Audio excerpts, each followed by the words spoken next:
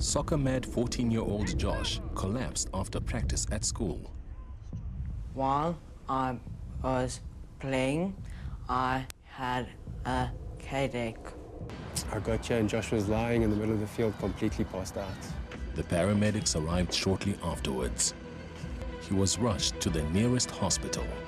His mouth had dropped on the right-hand side. His speech was slurred and he had lost his feeling on the right-hand side of the body. He was kept in hospital for 2 weeks. I was not able to walk and stand up.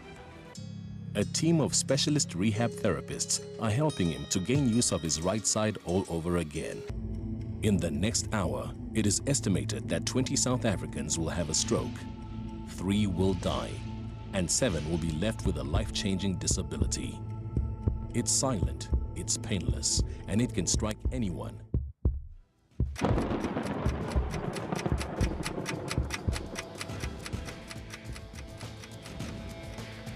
Today we'll be discussing strokes. We'll learn how to prevent strokes, how to recognize early warning signs of a stroke in someone close to you, and what to do in that instance. I'm Dr. Sello Mutaun, and this is Health Talk.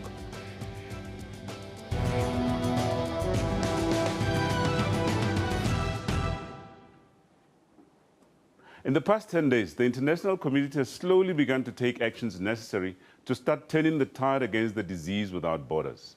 The Ebola crisis continues.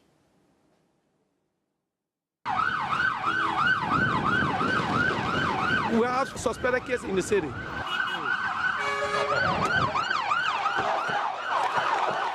Anger looms in Sierra Leone and Guinea as suspicion runs deep. Up to 90% of the people who catch it die, causing terror among infected communities.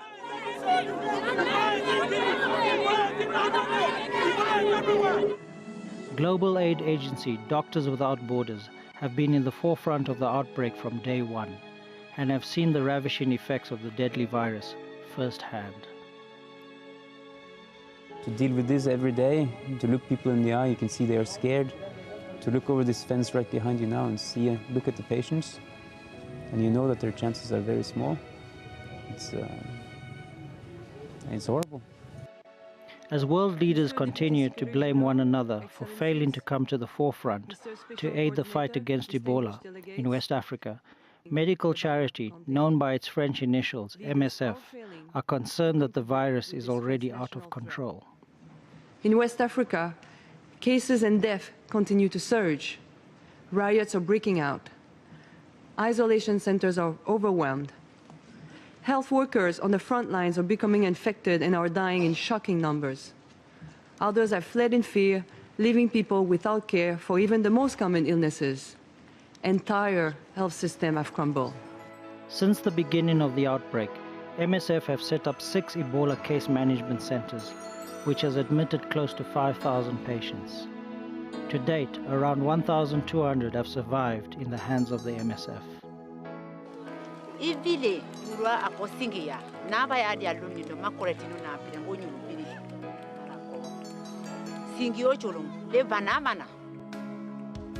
After almost a third of the confirmed Ebola cases in West Africa, Doctors Without Borders say that they have reached their limits. Médecins Sans Frontières has been ringing alarm bells for months, but the response has been too late, too little. The outbreak began 6 months ago, but was only declared a public health emergency of international concern on August 8. I call upon you to dispatch your disaster response teams, backed by the full weight of your logistical capabilities. This should be done in close collaboration with the affected countries. Deployment of international aid and additional health workers is slowly taking place in the countries affected. Cuba recently sent in close to 450 doctors, while the World Bank pledged $100 million to help recruit more foreign health workers in the fight against Ebola, taking its funding for the 3rd worst hit countries to more than $500 million over the past 3 months. As urgent needs for coordinated efforts have become a global concern, the call for more health workers on the ground is on the rise. how do we scale strategies, how do we adapt strategies to that environment while we try and get disease down to the kind of levels needed for classic containment strategies for Ebola. Since the Ebola outbreak was officially declared in Guinea on March 22, more than 13,703 cases have been reported in the 3 countries worst affected by the deadly hemorrhagic fever that has claimed close to 5,000 lives. We cannot do more than what we can do.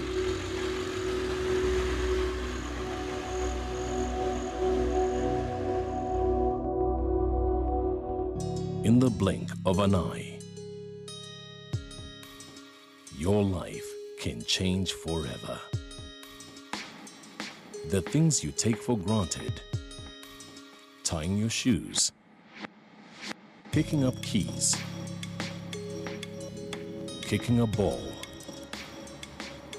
getting upstairs, talking, walking, drinking, become an impossible task. Strokes can affect anyone, anywhere, anyhow. Get help fast.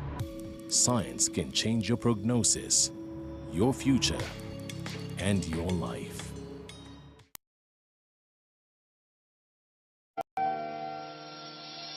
Body language can tell you a lot of things.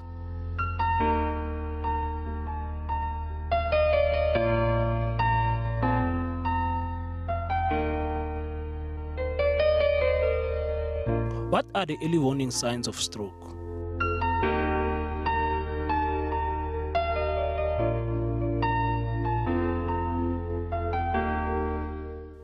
Anyone can suffer a stroke at any time of their life. Strokes attacks without warnings. Stroke can be a serious life-changing event. You either get affected on the left side or the right, and then what happens is if you're affected on the left side of the brain, the right side of the body is affected.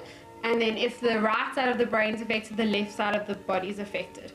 Now, different parts of the brain do different functions. So the left side of the brain is where the speech comes. So you'll see that's generally where you need your speech therapist to come in to help with therapy, because that's when patients get what we call aphasia, where they understand what you're saying, but they just can't say it. The brain is not sending a message to allow them to express what they're saying. And then unfortunately the right side's affected. When it's the right side of the brain that's affected, you see a lot of cognitive problems and perceptual problems. So that's when the person struggles to put their hand in the sleeve, or if you ask them to draw a clock, they only draw on the one side of the clock. A stroke is an illness in which part of the brain is suddenly severely damaged or destroyed. The consequences of a stroke can be devastating, as it can result in permanent disability or early death. This can place an enormous burden on affected families.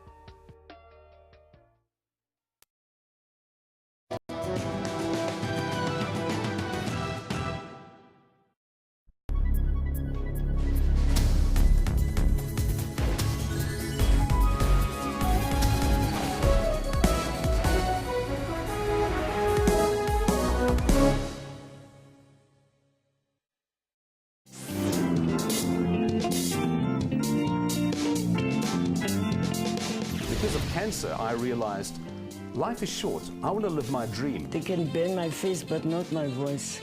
I'm definitely not a cross-dresser. South Africa, I'm just a gay man.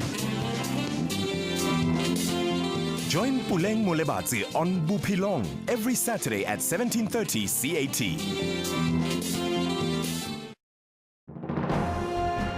Zoom into Africa. This is Ghana. The president is Mr. John Dramani Mahama. Ghana got independent from the United Kingdom on 6 March in 1957. The population is more than 25 million people. One of Ghana's major languages spoken is English. Monetary unit is cedi.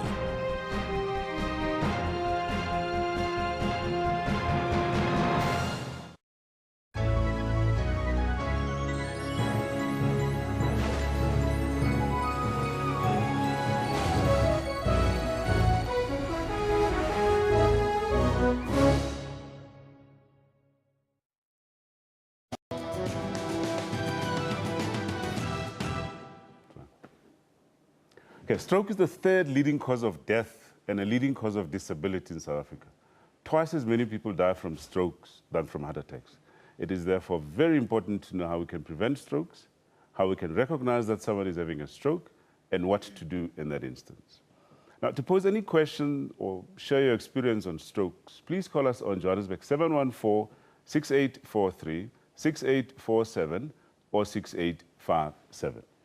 Right, now let's welcome to our show Dr. Lynn Katsolis. Dr. Lynn Katsolis is someone who has a lot of interest in strokes and is from My Strokes SA. Welcome to Health Talk. Good morning, thank you. Let's start with simple things. Just in simple terms, what is a stroke? Okay, a stroke is an immediate interruption of the blood flow to the brain. Right. And there's two main ways that can happen. Yeah. Either can be a blood clot that will stop the blood flow, Yeah. or a bleed, a vessel bursting. And the problem with that is it stops the flow into the brain, and so it stops the oxygen and nutrition supply to a certain region of the brain. Okay, so when we talk about a heart attack, same principles, we can talk about a brain attack, as it were. Yeah. So a heart attack is a blockage of blood flow to the heart. Right. And a brain attack or stroke is a blockage of blood flow to the brain. All right. Let's talk now a little bit about those. You said that there's two ways it can happen. Obviously, it's got the same effect, either that the blood flow is blocked completely or that the blood vessel actually bursts. But why is that? I mean, why should we have that problem? Okay, the underlying causes, there are many, Yeah. but in order of sort of frequency, Yeah. it's blood pressure. High blood pressure can cause both a clotting stroke or a bleeding stroke. Yeah. And then it's diabetes, Yeah. overweight, Yeah. All right. particularly, Okay, we'll get back to the causes. I just wanted us to just focus on the brain to say now, if blood flow is blocked in the brain, what actually happens? Isn't it that we're saying that then, oxygen and the nutrients that are supposed to be delivered? Is that the case? Okay, so what happens is you get a blood clot, depending which blood vessel in the brain has been blocked. Right. Normally, it's you get a normal core of the brain, which will then die. Yeah. So the core dies pretty quickly, within minutes of a stroke. Right. But then it kickstarts a whole cascade of chemical reactions, which then cause the surrounding area to then die. Okay. In the immediate, almost immediately, you get the brains and the neurons in the surrounding area stop working. Yeah, okay, and that's when you can see the impact of the stroke. But the important thing to remember is that area dies over the next, anything between 24 hours and a week. So you might have the initial symptoms of a stroke, but it's probably going to get much, much worse if you don't treat it immediately. All right. Let's talk about another concept. We hear often words bandied around TIA. Yeah. What is a TIA? A TIA is a mini stroke.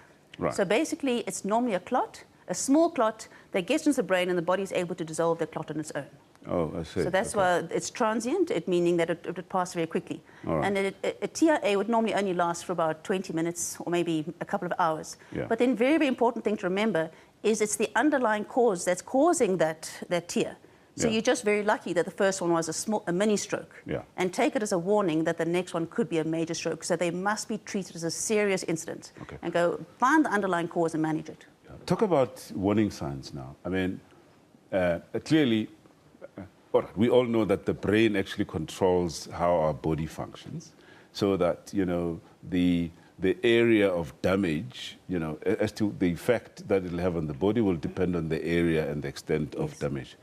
In terms of symptoms now, how do you see, what are the classical symptoms that tell you that somebody is having a stroke? Okay, the acronym that we must all remember is ACT FAST. Okay, so FAST, it's face. So if you see a loved one or you yourself are with somebody that suddenly collapses, they lose their balance, it's a sudden loss of speech or sudden loss of eyesight or sudden dizziness, and it's that a sudden onset of anything that's really unusual. Right. The first thing we must think about is a stroke. And in order to do a quick check for a stroke, we just need to do the FAST test. Right. So the FAST test being the F for face, Yeah. so ask them to either smile or show their teeth, and if one side droops down, that is indicative of a stroke. Yeah. If you ask A for arm, so either they can't lift up an arm or you ask them to hold up their arms for about 10 seconds, close their eyes, and if the one arm starts drifting down, that is indicative of a stroke. And then S for speech. So if there's any sort of, you can see that the connection between the brain and the tongue is sort of broken. They can't get the words out. So the either just cannot speak or is coming out in a jumbled way. That is indicative of a stroke. So, and then for the T is for time. Every minute counts. We must remember that 2 million neurons die a minute after a stroke. So every minute counts. The time, get to the nearest stroke unit as soon as possible. So that refers to obviously what to do in that instance. Yeah, so the T is to what to do. Act fast and get to the right place as quickly Okay, let's get back to these symptoms now. I mean, often what people see, what people know, is that after a stroke, you get paralyzed. But is that necessarily always the case? No, not at all. As you mentioned earlier, it depends what area of the brain has died. And I think an important thing to remember is a certain area of the brain dies. It's not that we've lost it and it's going to regrow. It is dead. So the brain, thankfully, is quite plastic. So we've got to now teach the person and all our brains to rewire and to learn that skill again. And it can be done in time. So it all depends. So sometimes it is hemiplegia, so paralysis on the one side. And in that case, you've got to practice moving that side continuously to teach new areas of the brain to then control that side of the body. And it takes a long time. It can take anything up to about 3 years. Okay. Now, what about, there's always this thing that, you know, some people who have strokes, half the people who have strokes lose their ability to talk properly, whilst the other half actually are paralyzed but are able to talk normally. Why is that? It's depending on which blood vessel was blocked or which one burst. And it depends which area of the brain got damaged. And it really just depends. If it's in the right, the right portion of the brain that controls that function, that is the function that you will lose. Okay. Now, just talking then about the symptoms and back a little bit to those mini strokes. Is it possible that after a mini stroke you can have, symptoms that last quite a long time, similar to that of a stroke? Yes. Okay. There's no sort of definite division between what's a tear and what's a stroke. It's a gradient. Right. And yes, there are lots of symptoms that can continue. And also we can get silent strokes. Silent strokes being is an area of the brain that doesn't control any motor function. And so there's no way that you will know. So many people do have many silent strokes, and then one of them will have control of a motor function, and then they notice that it's happening. Is it? Yeah. It's very fascinating. Yeah. Now, some people talk about blindness being, the only sign or sometimes a warning sign. Your comment on that? Again, sudden blindness. And typically, it can be in both eyes, but typically in one eye. That if it's that sudden onset, and normally in that case, the eyesight would come back. In most cases. Okay. And if that does happen, you need to go and see a neurologist to understand strokes, and that they can just do a workup and check if it is, if there is a warning sign for another stroke in the future. Right.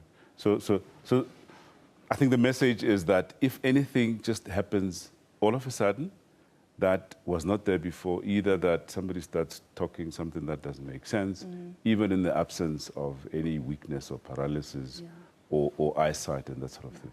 Yeah, we don't want too many people going to the hospital for nothing, for no reason at all, but at the same time, we need to be balanced. And if there's something completely unusual, you haven't experienced it before, and you do a little fast test, and if it does look like a stroke, rather go to hospital and tell them it's not a stroke than wait 3 days later and regret that you hadn't been.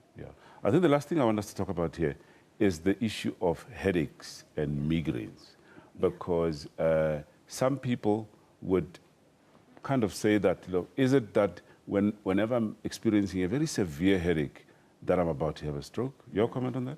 No, if you're having the same headache sort of all your life, and you haven't got the paralysis, you haven't got the symptoms of a stroke, no, it is not a stroke.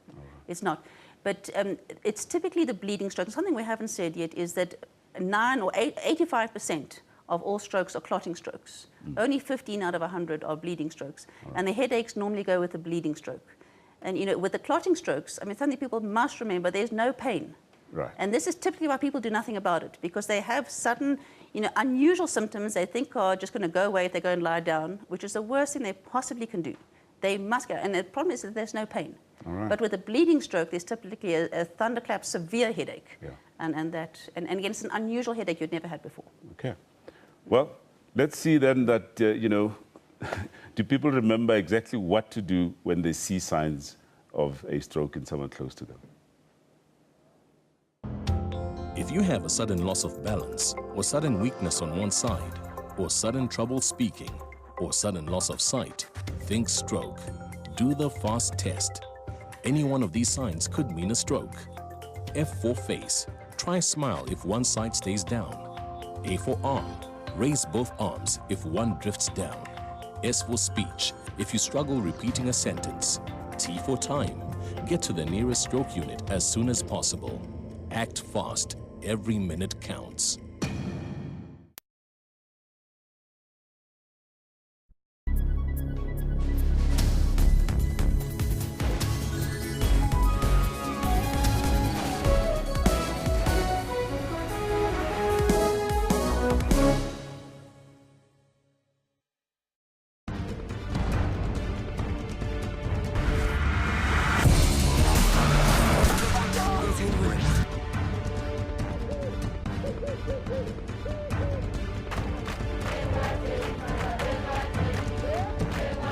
Je fled to Canada. Those idiots. No people. De groeimerk is een kapst. Ja, de park is er. Kom.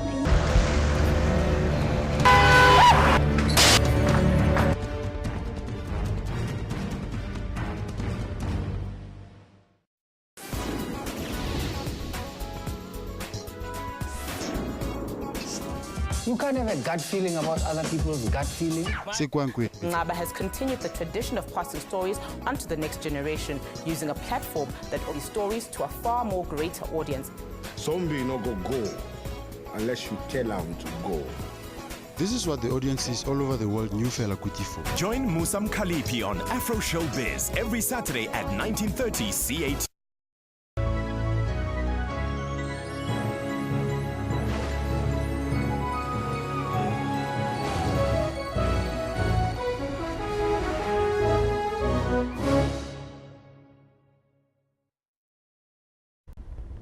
Soccer-mad 14-year-old Josh collapsed after practice at school. While I was playing, I had a headache, a bad headache. We asked him what was wrong. He wasn't responding, so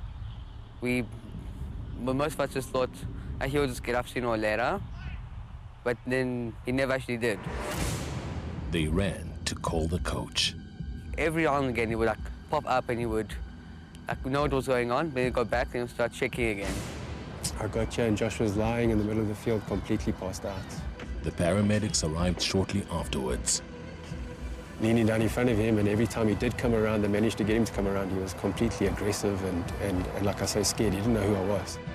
He was rushed to the nearest hospital. His mouth had dropped on the right-hand side. His speech was slurred, and he had lost his feeling on the right-hand side of the body. So the doctor ran in and wanted them to do additional tests, more MRIs and whatever the case may be. And those came back and they said that he had definitely had a stroke. He was kept in hospital for 2 weeks. Over that period, he had bounced back beautifully. He'd almost come back to 95%. But no one knew what caused it. 2 weeks later, it happened again. Completely paralyzed on the right-hand side, and his speech was gone completely. I was not able to walk and stand up. Unfortunately, the underlying cause was missed, and as he got home, he had a second, more severe stroke. He was then transferred to a stroke expert who immediately diagnosed Fleming's syndrome, a treatable transient condition.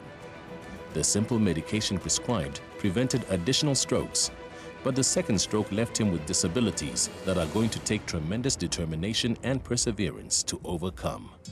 A team of specialist rehab therapists are helping him to gain use of his right side all over again. He's determined to relearn how to write, has learned to walk again, and his speech is improving. He is also keeping his eye on the ball during physio and hopes to get back to the game he loves soon. Rise and rise again till lambs become lions. Never give up. Remember that you can be part of this discussion by dialing us on 714-6843, 6847 and 6857. Now, as can be seen from Josh's story, it is a myth that stroke only affects older people.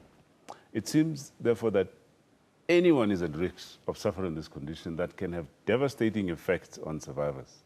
Let's now welcome one such survivor, Mr. George Scholar, who's a stroke survivor himself and founder of an organization called Stroke Survivors Foundation. Okay. George, welcome to Health Talk. Please tell us your story. What actually happened to you and when? In 2008, I had a stroke. It was Saturday morning. I was busy moving house. And then I just felt dizzy. And 45 minutes later, I was in hospital. I had a stroke. That simple. No pain. That simple. What effect did this have on you? My right side was affected, so I couldn't move my leg, my arm. I couldn't speak for the first week. All that was coming out was garbage. So with rehab and a lot of work, you can recover. Now, in terms of how this affected your own personality and your relationships with people, your ability to continue working, do you want to perhaps just share that type of experience with us? Without doubt, you go through a whole, there's a career. There's a grief period. So you go through all the stages of grief. So yes, I was depressed, angry. You got to filter through all of those. And eventually you accept what's happened and your new life. Because after a stroke, those that recover 100%, they're okay. But then there are the disabled. And you've got to come to terms with that somewhere in your recovery. Right. And once you've done that, it's okay. You can get on with life. Dr. Perhaps you're involved in advocacy around, strokes and so on. What impact does this have in society in general? Well, apart from the sufferers themselves.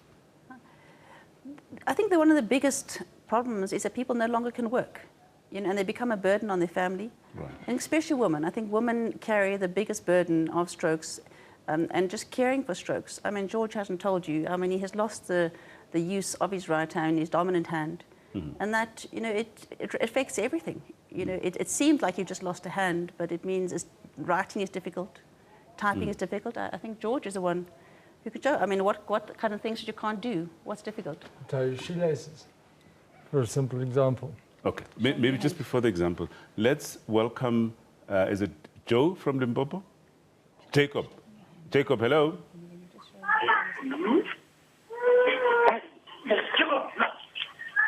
Jacob? Hello? Yes, welcome to Health Talk. Hello? Yes, we can hear you loud and clear. Hello? All right. We seem to have a bit of a challenge with Jacob's line. We'll try and reconnect and get back. You wanted to continue on your story, yeah? Yeah, you lose either your left or your right side. So it's difficult when I was right-handed. So everything I did, I've had to relearn. You relearn things later in life. It does become a challenge. It's almost like start a new life, isn't it? Yes, exactly. Let's talk about causes and risk factors.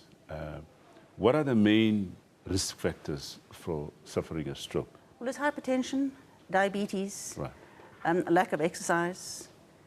Atrial fibrillation is a very big one, so heart disease. And so the atrial fibrillation where the heartbeat is irregular and you start getting clots in the heart, which can be very big, and they shoot into the brain. And those are normally the nastier strokes. Yeah. And the very difficult ones to find. And then it's, as I said, lack of exercise and a clotting disorder. Some families just have clotting disorders, and some of the diseases cause clotting disorders. Things like contraceptives, lupus, several diseases cause clotting disorders. You've got to manage those, be on a blood thinner. Yeah.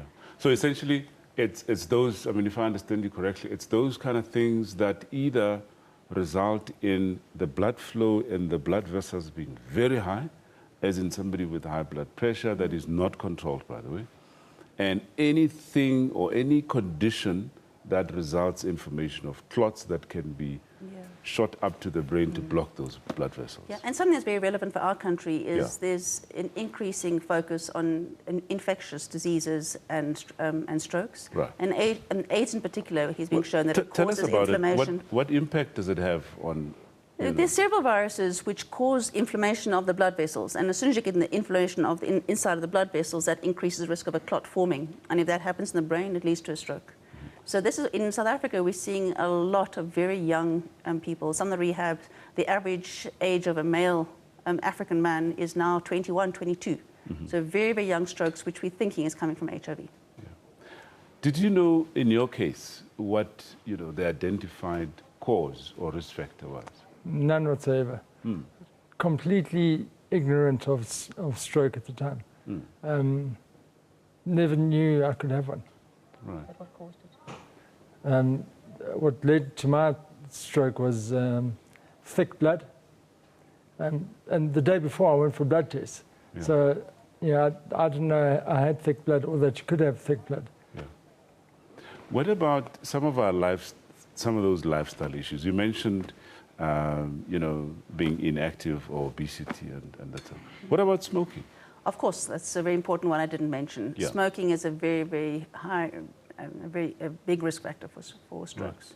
Right. And easy to stop. Well, not easy to stop, but it should be stopped. Yeah, well, it should be easy to stop. Yeah, I'm sure, but it isn't. Yeah. What about drugs, though? There are drugs, something like heroin, anything that causes constriction of the blood vessels. Right. That also, again, just leads, it slows down the blood flow and can cause strokes. Yeah. Cocaine and heroin in particular. Yeah. All right. Okay, so let's see what we're going to do. We're going to discuss the most important aspect of, this discussion after the break. If you have a sudden loss of balance, or sudden weakness on one side, or sudden trouble speaking, or sudden loss of sight, think stroke. Do the FAST test. Any one of these signs could mean a stroke. F for face. Try smile if one side stays down. A for arm. Raise both arms if one drifts down. S for speech. If you struggle repeating a sentence. T for time. Get to the nearest stroke unit as soon as possible. Act fast. Every minute counts.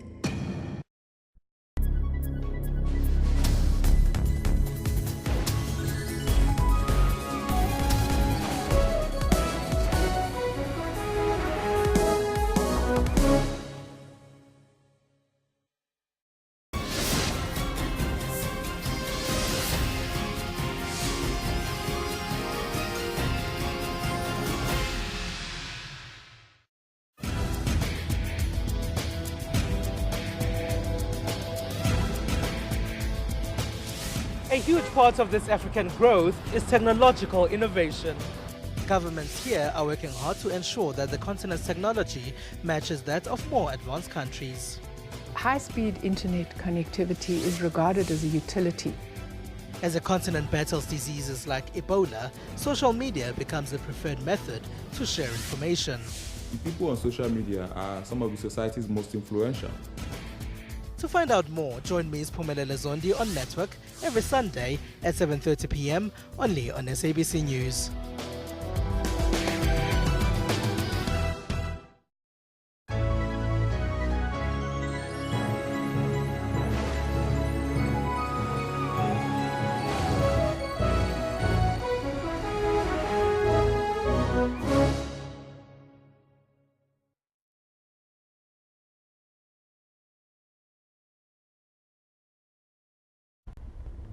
Soccer-mad 14-year-old Josh collapsed after practice at school. While I was playing, I had a headache, a bad headache. We asked him what was wrong. He wasn't responding, so most of us just thought he would just get up sooner or later, but then he never actually did. They ran to call the coach.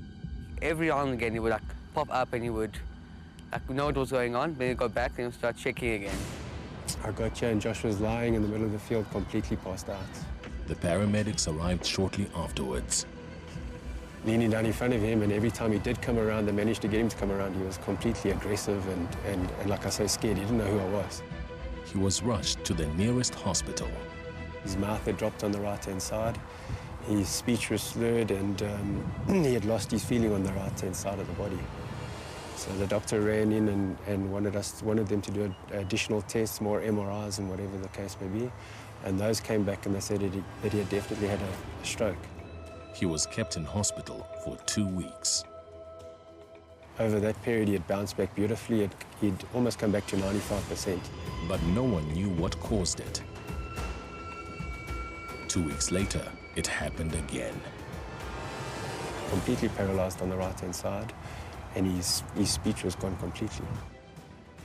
I was not able to walk and stand up. Unfortunately, the underlying cause was missed, and as he got home, he had a second, more severe stroke. He was then transferred to a stroke expert who immediately diagnosed Fleming's syndrome, a treatable transient condition. The simple medication prescribed prevented additional strokes, but the second stroke left him with disabilities that are going to take tremendous determination and perseverance to overcome. A team of specialist rehab therapists are helping him to gain use of his right side all over again. He's determined to relearn how to write, has learned to walk again, and his speech is improving. He is also keeping his eye on the ball during physio and hopes to get back to the game he loves soon. Rise and rise again till lambs become lions. Never give up. All right. Clearly, stroke can have very devastating effects. How can we prevent strokes and minimize its debilitating effects? Well, remember the number to call with your questions is Johannesburg 714-6843, 6847, and 6857. We're still with our guest, Dr. Lynn Katsolis, and from My Stroke SA. Dr. Katsolis, let's talk about prevention now. How can we assist people prevent developing strokes in the first place? Well, the good news is that 80% of strokes can be prevented by managing high blood pressure, which the scary thing is that most people don't check their blood pressure and they don't know that they do have blood pressure. And it's very, very common. Yeah. So we do need to check our blood pressure at least once a year, preferably more often. Then it's diabetes, managing the diabetes. Yeah. Smoking, it's not smoking. Yeah. And then if you do have a clotting disorder, you do need to be on a blood thinner. And then check your heart. Go for your regular checkups and get them to check atrial fibrillation.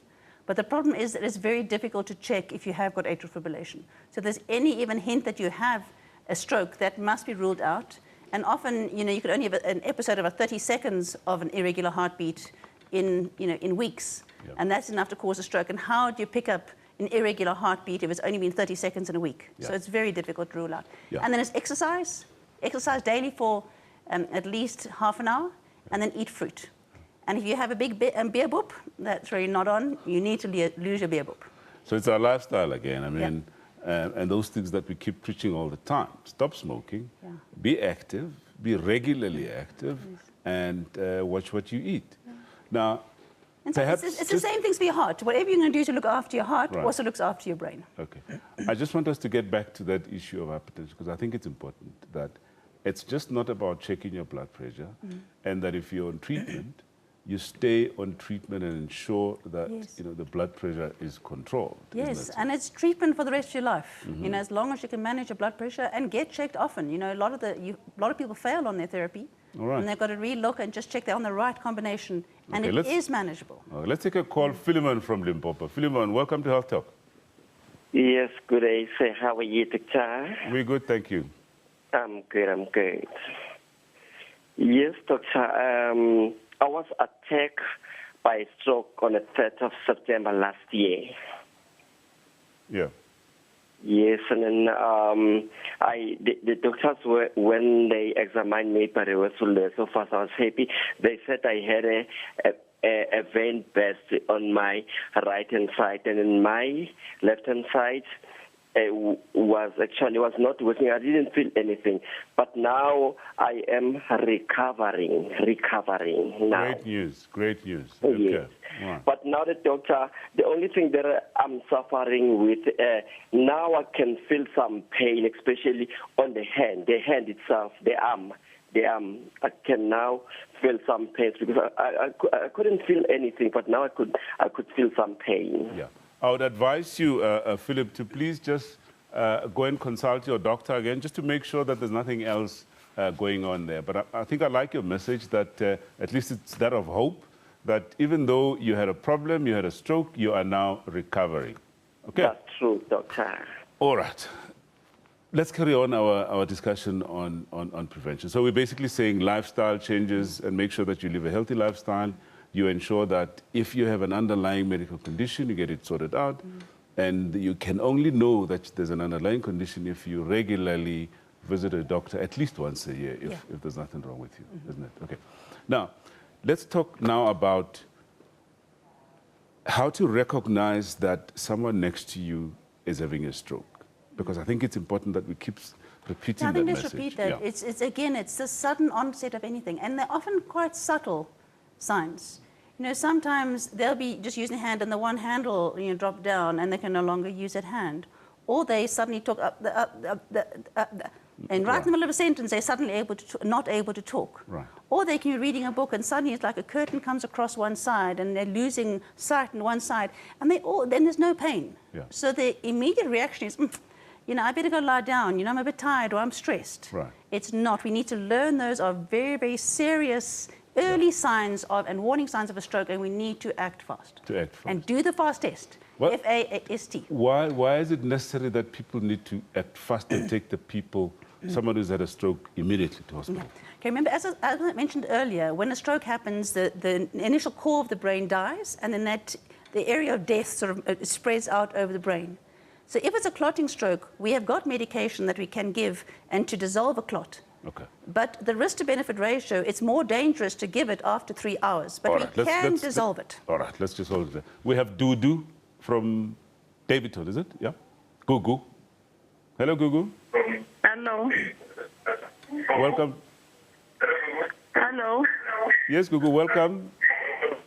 Thanks. How are you? We're good, thank you very much. I'm okay. I've got a stroke on 2010. I want to know if there's ikhona indlela engaphola ngayo. Ikhona indlela esingaphola ngayo. Okay. All right. What basically Gugu is saying is, she had a stroke in 2010, and I think she's obviously going through a bit of a tough time. She wants to know if there's a way that she can be cured as soon as possible. Your message?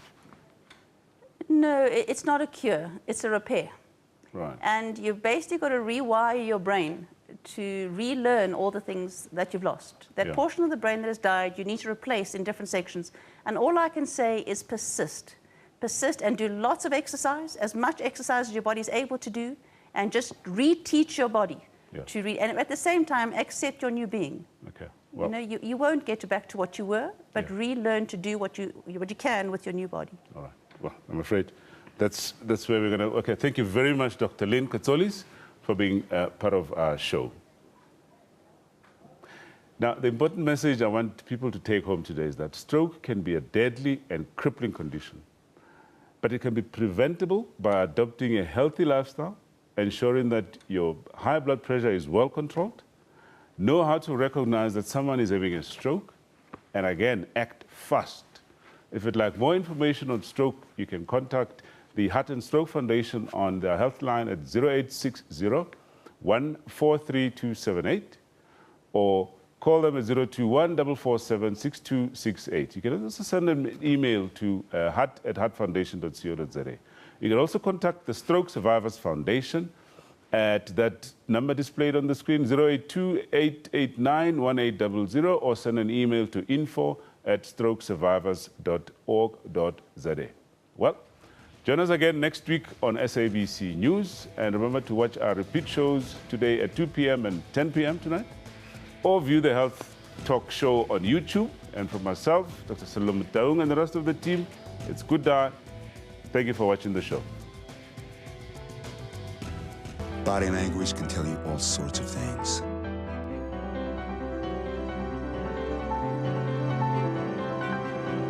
I'm having a stroke. I'm having a stroke. Signs. Learn fast. F. Face drooping. A. Arm weakness. S. Speech difficulty. T. Time. Time to call 911 immediately. The sooner they get to the hospital, the sooner they'll get treatment, and that can make a remarkable difference in their recovery. Learn the body language, the sudden signs, and spot a stroke fast.